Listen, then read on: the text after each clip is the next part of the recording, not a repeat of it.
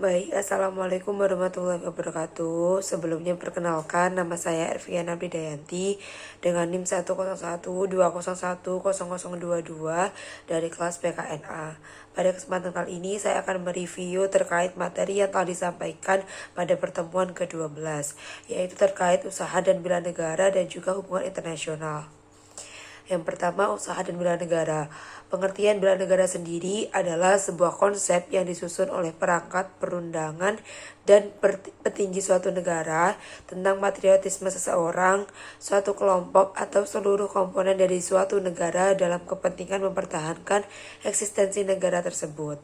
Selanjutnya dibahas juga terkait pengertian bela negara menurut Undang-Undang Nomor 3 Tahun 2002 Pasal 9 Ayat 1, yang mana sikap dan perilaku warga negara yang dijiwai oleh kecintaannya kepada negara Kesatuan Republik Indonesia yang berdasarkan Pancasila dan Undang-Undang 1945 dalam menjamin kelangsungan hidup berbangsa dan bernegara. Selanjutnya dijelaskan terkait landasan konsep bela negara. Terus selanjutnya ada dasar hukum dan peraturan tentang wajib bela negara. Selanjutnya ada landasan hukum dan bela negara.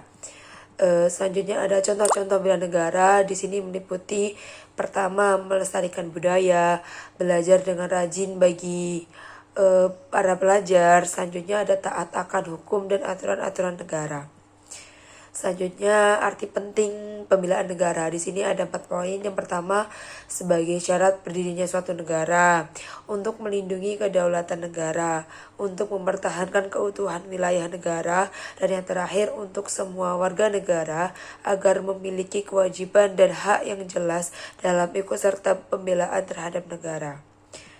Selanjutnya, ada bentuk-bentuk bela negara, yaitu meliputi bentuk secara fisik, secara non-fisik. Selanjutnya, wujud bela negara bagi mahasiswa, baik itu di lingkungan keluarga, lingkungan sekolah, lingkungan masyarakat, dan lingkungan berbangsa dan bernegara. Selanjutnya ada juga terkait pengertian pertahanan negara.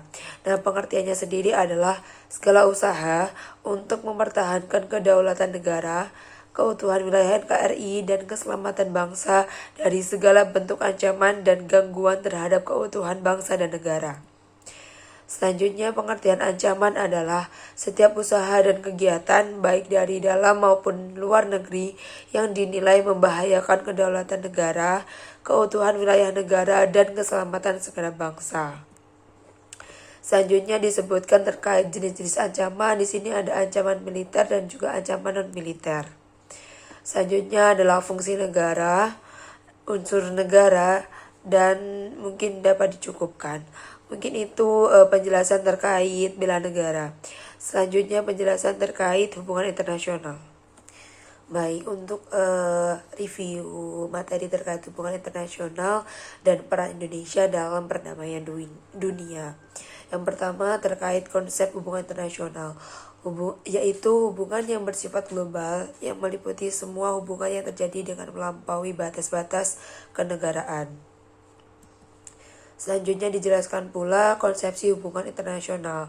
Konsepsi hubungan internasional oleh para ahli sering dianggap sama dengan konsepsi politik luar negeri, hubungan luar negeri, dan politik internasional. Dan disebutkan juga ada 3 poin, yaitu politik luar, hubungan luar negeri, dan politik internasional.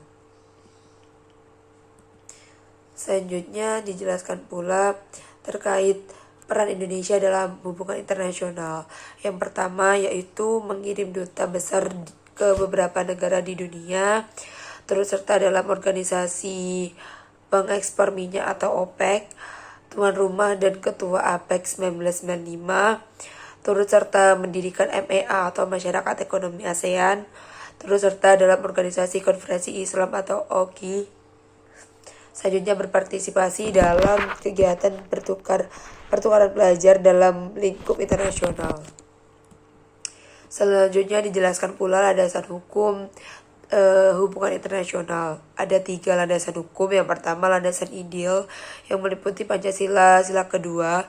Selanjutnya landasan konstitusional yang meliputi pembukaan Undang-Undang 1945 alinea ke-1 dan ke-4. Selanjutnya landasan operasional terkait ketetapan MPR, UU, dan peraturan presiden. Selanjutnya dijelaskan terkait peran Indonesia dalam upaya perdamaian dunia. Nah, di sini ada 4 poin. Yang pertama, menjadi anggota PBB.